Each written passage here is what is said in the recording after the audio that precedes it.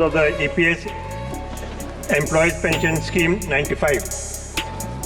There are 75 lakh pensioners associated with EPS 95 scheme. नमस्कार साथियों, स्वागत है आपका EPS 95 मिनिमम पेंशन बढ़ोतरी के एक और वीडियो में। साथियों, जैसा कि हम सभी को पता है, संसद का मानसून सत्र चल रहा है और हाल ही में NSE द्वारा प्रायोजित धरना प्रदर्शन आंदोलन दिल्ली के जंतर मंतर पर संपन्न हुआ था, जिसमें महाराष्ट्र के बहुत सारे सांसदों ने अपना समर्थन और सपोर्ट दिया था और उन्होंने आश्वासन दिया था कि हम संसद भवन में EPS 95 के मुद्दे को ज़रूर उठाएंगे और पूरी तरीके से हमारी कोशिश करेंगे। साथियों, इसी क्रम में कोल्हापुर के सांसद साहू साई जी छत्रपति जी ने ये मामला कल लोकसभा में उठाया और ज़ोरदार तरीके से EPS 95 पेंशनर्स की पैरवी की।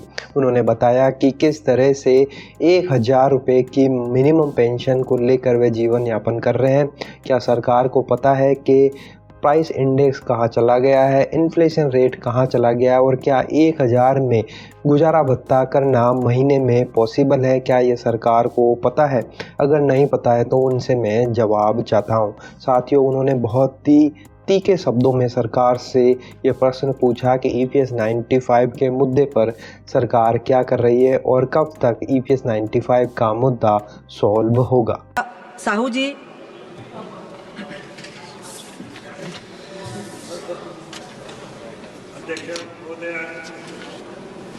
I would like to bring to your notice the woes of the EPS Employees Pension Scheme 95. There are 75 lakh pensioners associated with EPS 95 scheme. They reside in every corner of India. Just a few days back, I visited their ongoing agitation which was held at Jantar Mantar. Having seen and heard of the distressing plight of the pensioners, I would like to bring this serious situation to your notice, Adhyaksha Mohdaya.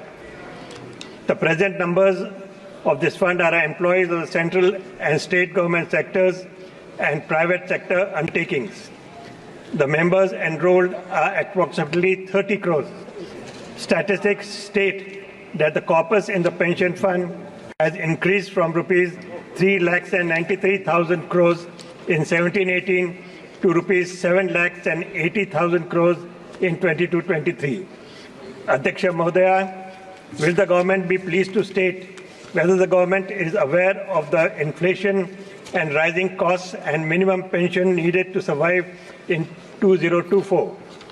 Whether the government is aware of the directive principles of the Constitution of India, which places the responsibility on it to help the elderly lead a respectable life. Adhyaksha Mohdaya, the pension is not protected against inflation. Furthermore, it is not increased by a single rupee in the last 10 years. Adhyaksha Mohdaya, the price of a household gas cylinder. धन्यवाद माननीय सदस्य। 1 minute, maybe. Please complete. Just 2 minutes. Gas cylinder is rupees 1,200. In such circumstances, how do the pensioners drawing an average of 1,451 continue to live? I don't understand. It is shocking to note that the government's indifference to the crumbling lives of the pensioners who are naturally of old age. The Article 41 of the Constitution provides for old age pension schemes and therefore not only covers the elderly pensioners but the sick and the disabled as well.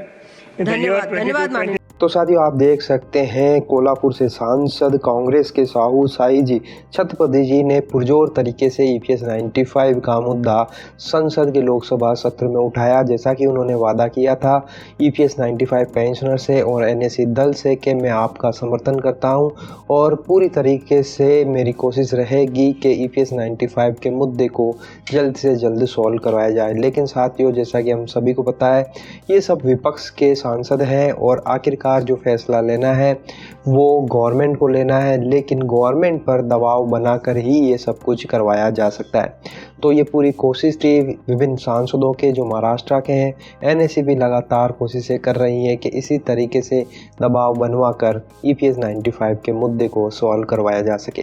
तो साथियों, आपकी राय क्या है comment box में ज़रूर बताइएगा, और अगर आपको वीडियो अच्छा लगा तो लाइक शेयर कर दीजिएगा। इसी तरह के इन्फॉर्मेटिव वीडियो प्राप्त करने के लिए आप चैनल को सब्सक्राइब ज़रूर कर लीजिए। तो फिर मिलते हैं, तब तक के लिए अपना ख्याल रखिए। जय हिंद, जय भारत।